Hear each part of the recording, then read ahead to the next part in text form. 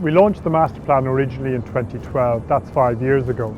In those 5 years, quite a number of things have changed. Specifically, we're now seeing growth in Dublin Port higher than we would have originally expected when we did the master plan.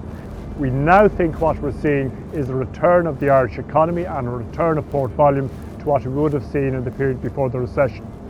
We had growth in 2016 of 6.3% year on year. The previous year we had growth of a very similar figure, and the year before that we had growth of 7%. When you add all of that together, that is 25% growth in 4 years. And with the growth of the Irish economy and the projected growth of the Irish population, we think it is a trend we're going to see for the next 5, 10 and even 15 years. In the light of all of these changes, we have more clarity on what's going to need to be done, and given that there's more clarity and more certainty around what the proposals will look like, we're going to review those options, and we're bringing them forward now for public consultation over a 5-week period until March the 7th. What we're going to look at are the projects beyond the Alexandra Basin Redevelopment project, which we have already commenced. This in itself is the biggest project in the history of the port, but we now need to be planning what's coming 5 years down the road and even 10 years down the road.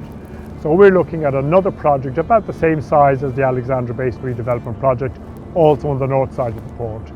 We're looking at developments on the Poolbeg Peninsula, which will be very large and very significant. And we're also looking now at the development of the Dublin Inland Port on 44 hectares of land, which we recently purchased 14 kilometres from the port out beside Dublin Airport.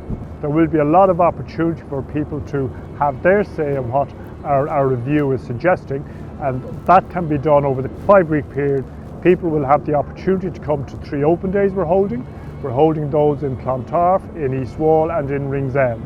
People will also be able to drop into the offices here in Dublin Port and see the physical plans that we're putting out there. And of course, people will have access through our website, and all details of the public consultation avenues open are available on the website.